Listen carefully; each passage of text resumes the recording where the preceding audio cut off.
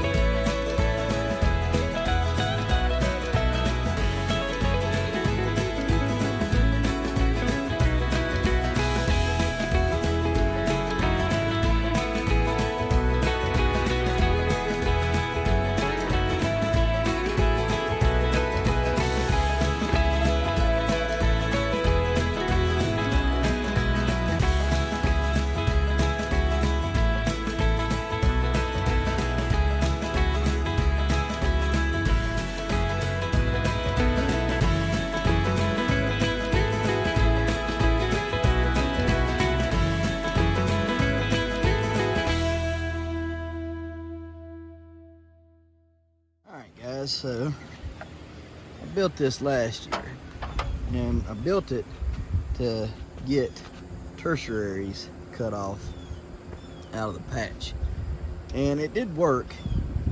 The only problem was it's hard to get them out once you cut them off. So what I did is I took some shears and put some wooden handles, electric tape, some wooden handles on them, and they did really good. They work.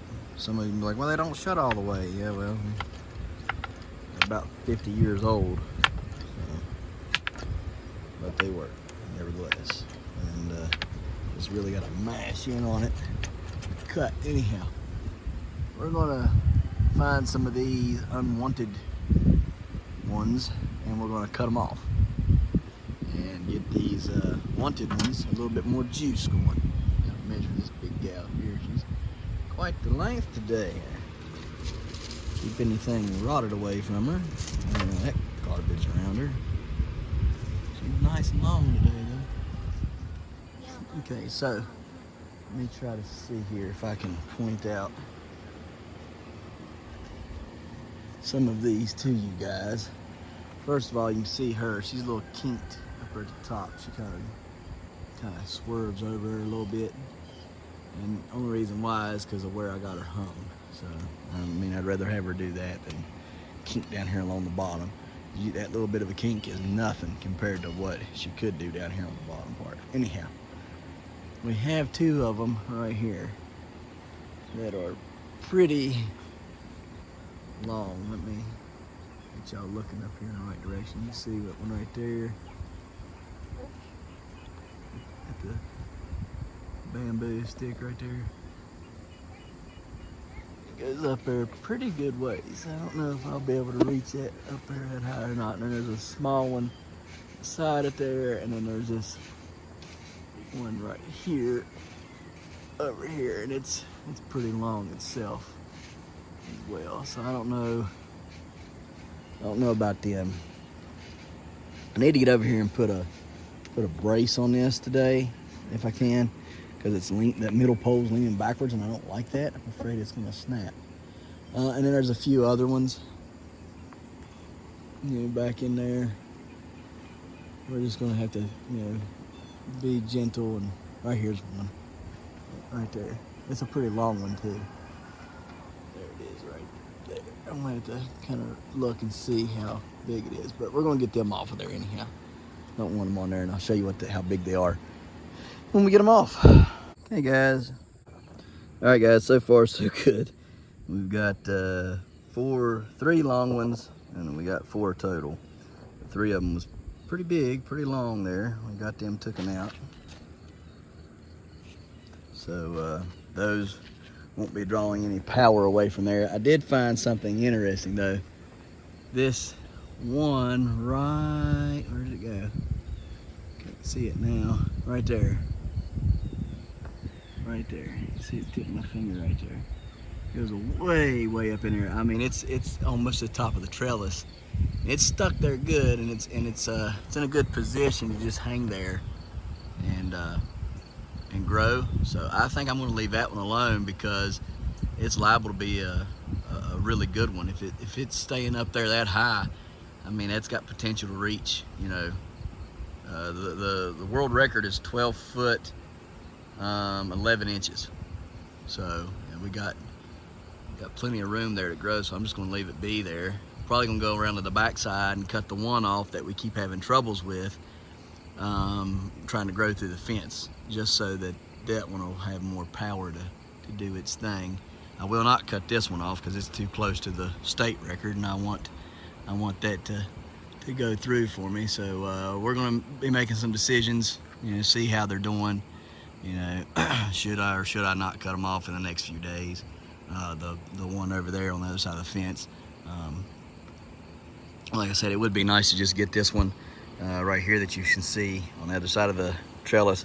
It'd be nice to get that one to 91 inches and just see how it's doing. If it's still okay, maybe we let it grow. It can grow to only 99 inches before it touches the ground. I don't want it touching the ground because then you got to put fans and everything else and and you got to dig a hole for the you know, for it to grow down into and all that. I don't want to do all that. You know, and that's the whole reason why I made it so tall, so I didn't have to dig holes and all that crazy mess. So if it's good at 91, I'll let it grow, but once it hits 99, it'll have to come off. And you know, like I said, we're looking at being there probably next week. You know, about next Friday maybe, if this thing keeps growing like it is. Probably be there about next Friday. So anyhow, that one is doing well. I don't want to disturb it. Don't want to fool with it any at all. It should pick up on growth now that there's a few of these others out of here. I see another one right there. It needs to come out. I just found it. We'll have to get that one out. And this one over here should grow better too. And that other one that's in the middle, it's kind of hard to tell if that one's on this plant or on that plant, because, you know, there's 2 plants here. There's one here and then one down there. And so it's hard to tell which one that one on the middle is on. I just removed this one right here from that side. And the other 2 came from this side, and there's another one right here I'm getting ready to remove. It's right through there. You can kind of see it, tip of my finger there. And it's not real big just yet, but it is getting there. So any of that sucks power away. Then we have those 2 that's growing on that side, on that along the upright support. And so we'll see how they do. I figure after we've knocked a few of these out of here, the ones that are bigger, the ones that have just started to be pollinated, we'll probably try to take off, and so we'll be cutting those back, you know, and everything. And once these stems get hard, you can't really use the loppers. They don't, the way that those loppers I have are made, they don't work very well once they get to this size. So what I did is I took 2 pieces of bamboo, duct taped it together, and electrical taped a serrated blade on the end, and I use that to cut it off. So I'm gonna cut this one off and be back and show you what we got. Right, there it is. It's the other one. We got some of it bounced over there, but you can see it's quite long too. And there's another chunk of it right there. And then we didn't get it all put together because some of it's bounced out and around in here somewhere, so I ain't going there walking around to find it. But that should really help alleviate a lot of issues, so as long as I didn't make a mess for myself and chop too many of the vines.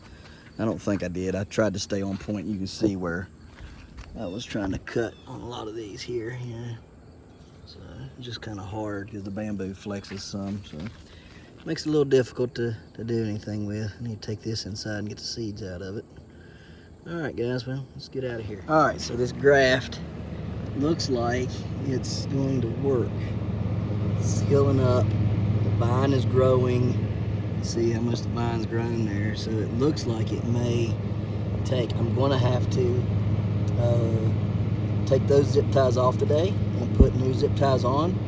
So we'll do that in a little bit. But I'm excited because it looks like it's going to work. And that's exciting. It's very exciting. So the next graft we'll make tomorrow will be right here on the vine.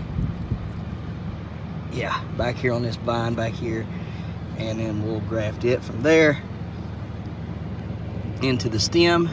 And then whenever we're ready, we'll cut this off once that graft is took and once we know this graft is took. So we'll work on that tomorrow, I think. I may do it today. There's a really good piece right there. It's looking good. I may take that and try to, I don't know, how am I going to do this? I think it needs to be a little bit more thought out. Let me think about it a little bit more. Anyways, I'm going to clean this up and everything, and we'll take a look at it. Okay guys, so far the graft had not took. And so I mean that is disappointing. It's sad. But I mean, it is what it is. You know, it's something new. It's trying something new that's never been tried before. And so what I did is I went in there.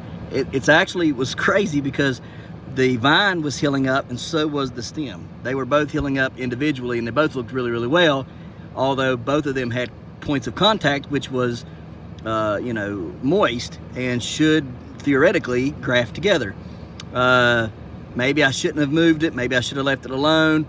But I'm glad I found it because it wasn't doing what it should have been doing. So what I did is I just touched it up a little bit on the stem, touched it up a little bit on the vine, made a little bit more surface area, made the stem area a little bit, you know, wider and acceptable to the vine, and made the vine more acceptable to the stem, and repositioned my zip ties. Cleaned it up really good, disinfected it really good, and now we're going to put Dicanyl and other stuff on it and just keep a fan on it. Now that's the only thing I know to do, and I'm hoping that this time I can just let it cruise and do what it's going to do. We'll see if that's even a possibility. I don't know. It's hard to tell. But we are going to do a graft tomorrow back here. I've got to kind of do some thinking, some research, and just kind of get my head wrapped around what I want to do here. I know what I want to do. I want to graft it back here on this vine, the main vine, and I want to graft it into the stem at the same time. That way, when the graft is healed, hopefully I can just snip this main vine off of the stem and be done with it. But I don't know if that's going to work or not. So again, hard to tell. I don't know. If none of this works, I still have that secondary pushing. And I mean, I guess I could take that secondary, find it, clear everything else out of here, and let that secondary become the main. I mean, I can do that. Now, how much weight it'll gain, I don't know. Last year, when I done it to the 2261 Schmidt, the gains was, excuse me, I think I gained about 100 pounds is what I gained off of. I think I did it at like 370 something, and it gained up to 482 when we lifted it. So I mean, it was just a little over 110 pounds that it did in about a month and a half or so. So I mean, I don't know. I mean, I don't know. It's one of them things where you don't know what to do. The fruit sounds good. It sounds solid. It's not gaining much. If you know, I do know it's kind of growing, and I can look at these humps and tell on these humps that they're getting bigger. You know, like I take pictures of them, like, you know, where my hand's at, you know, based on the hump, the scars, the line, something, right? I just kind of look and put my hand there, match it up to a picture, and look and stuff, and it does appear to be growing. So I mean, that's a good thing. It's just not a ton of growth, so that's you know, that's a bad thing, right? But if it's not drawing anything through the main vine, you have to question how much it is pulling through the secondary, because like I said, last year I only gained, you know, roughly 100 to 110 pounds off of the secondary that I left on when I cut that one off of the main vine. So you can go back and check that video out. It's pretty cool. All I did was severed it from the main vine, let the main vine push my 581, and then I let the secondary turn into its own plant. The secondary that came off the pumpkin grew into a main, and then that turned into some secondaries and tertiaries off of that. So, and I actually pulled several other pumpkins off of it that were substantial size. So I mean, it can work. You just got to be very careful, and I want to go in here and kind of, you know, if I do that, I want to clear out this other plant, you know, the back half of the plant.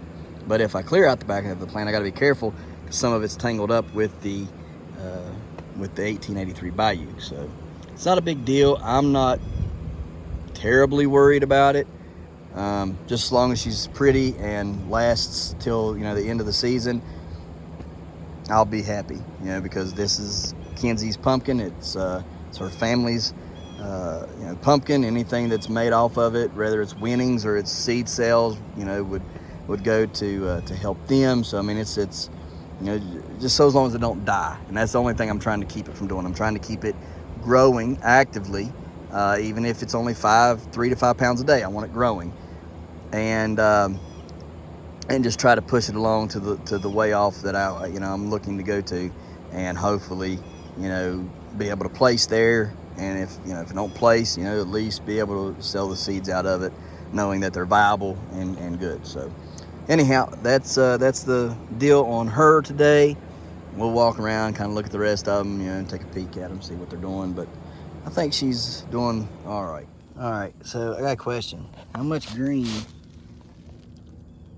has to be on one before it's classified as a squash? Because back here, yeah, it's a little orange back here. There's a whole lot of green down there on the bottom, whole lot of green up here on the shoulders, and the green keeps spreading. You can see it spreading all through here. Down here, it's all green.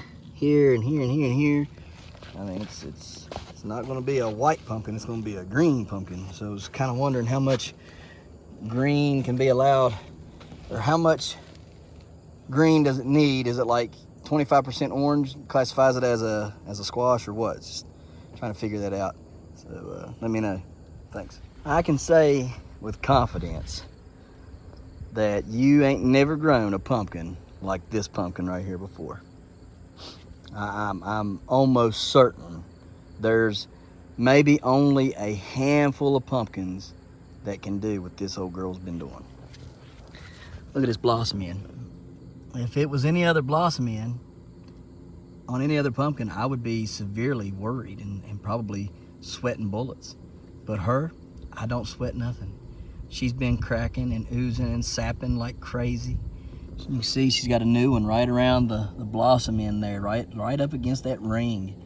I don't think it's going anywhere. This one's healed up quite nicely. This one's trying to, but boy, it was a deep gash. And still, even with it being that deep, still is not through that pumpkin's blossom end.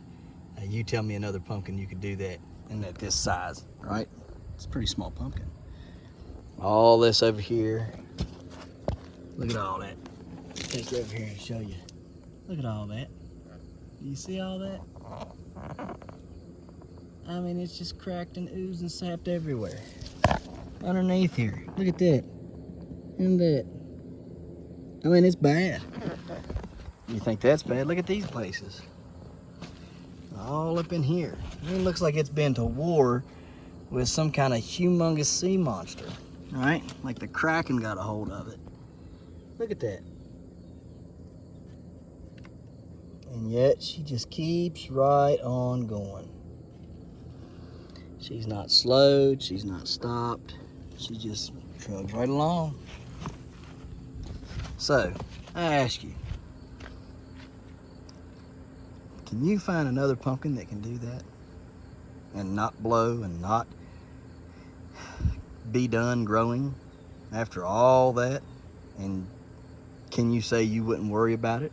Because I don't worry about this old girl, not one bit. All right, guys, so we're harvesting some corn today. Some of these, most of these, Buell corn is supposed to produce 2 big ears, and they do, 1 and 2. You know, majority of them have 2 nice ears on them.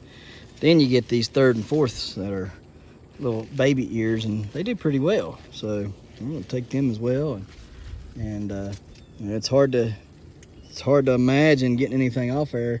They would pollinate and do better if there was more pollen up here in these tops. And so next year what I'm gonna do is I'm gonna put a couple of these tops in bags next year. I'm gonna cut off the tassels on a few of them, put them in a bag, shake it all out of the pollen out, and then I'm gonna come here and pollinate all my seconds, the ones that put on after the first sets, right? That way you can get it. Now the only reason why corn don't do good when they put off the next ears is because there's not enough pollen to pollinate, and that's why they don't put off more ears than they normally would.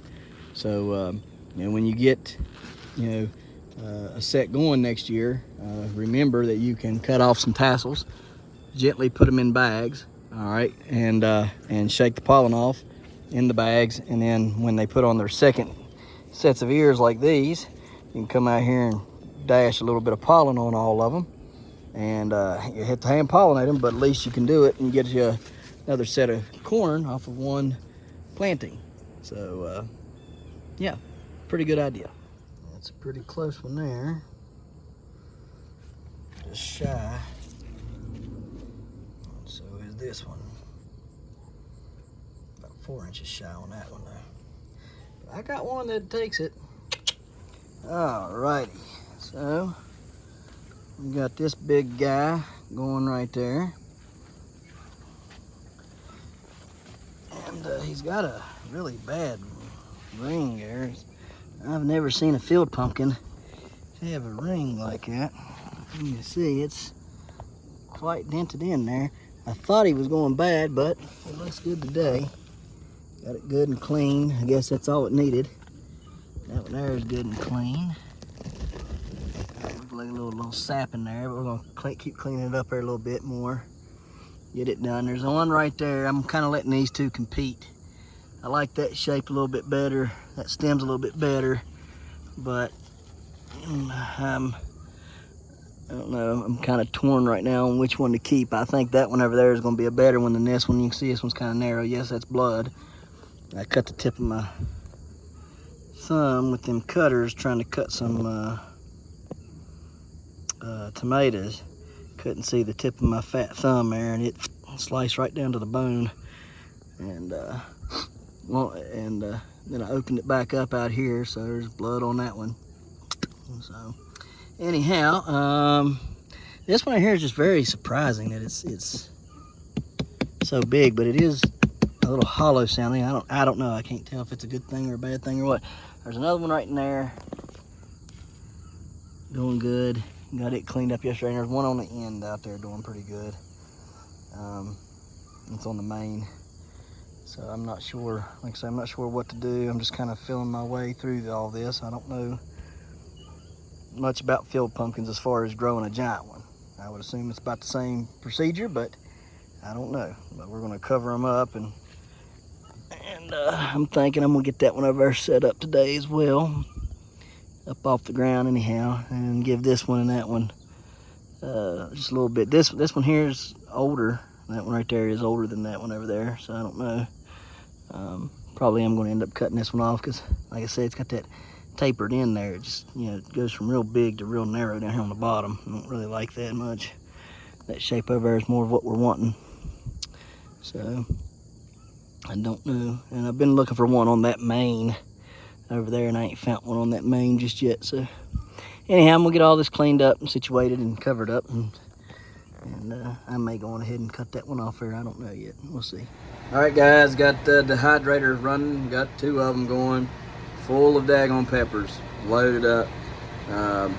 Tomatoes, we've done those and stuff. We'll have to put the video together on that, but got these peppers, and we're going to dehydrate these because I got get ready for the last chance cook-off coming up in just a little bit less than a month, and I need to make me some rubs, and this is how I'm going to be making them, is with these peppers.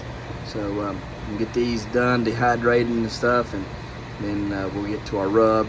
The tomatoes are going to be part of it as well, so it's all going to go into one video. So check that out, last chance cook-off.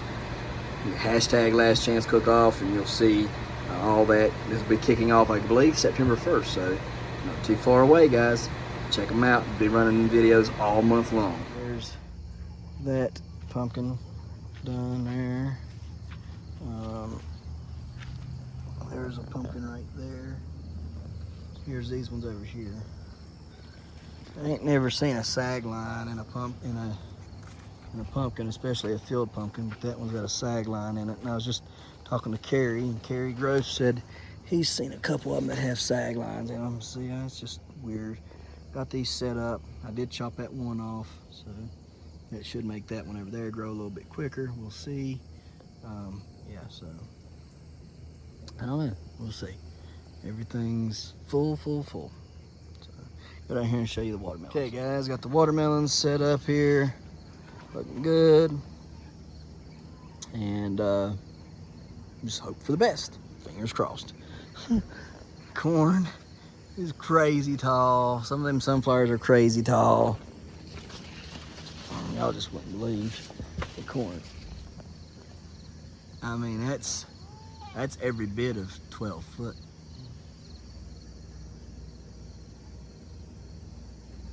I mean, well, look here.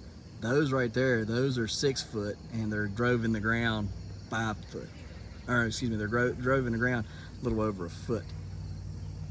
Those stakes are the bamboo stakes, and you can see up there to the top.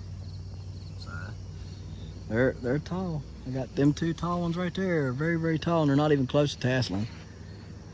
So sunflowers looking good, and I got several tall sunflowers over here, like them over there. There's 2 over there doing good, and there's 1 over here that's doing good. So we'll see which ones went out as far as that goes. I'll come out here tomorrow and bury mine on a watermelon out of the black cow bags that I have, so that'll be finishing that up. I come out here and pick all these rest of these tomatoes. I picked 4 milk crates full of tomatoes today, and I got all these left to pick before they go bad, and we got to get them sold. So hopefully we can get them picked early in the morning, put in the truck, and maybe take them somewhere and sell them and get rid of a bunch of them, because I don't want them going bad. So, and you can just tell this ain't even all of them, and there's tons down through there, just everywhere. So anyhow, we're going to get out of here. You can see those sunflowers a little bit better there now. See, this one here is a good one, that one there is a good one, and then there's one right there that's a good one. So I think those will be, there's a couple down through here that's looking pretty good. So anyhow, all right guys, well, we appreciate you watching. We'll see you tomorrow right here in the hollers and hills of West Virginia. Don't forget to smash that like button, that notification bell. Don't forget to Good job. Here you go. Thank you. Don't forget to share. Yep. There you go. Good job. And subscribe.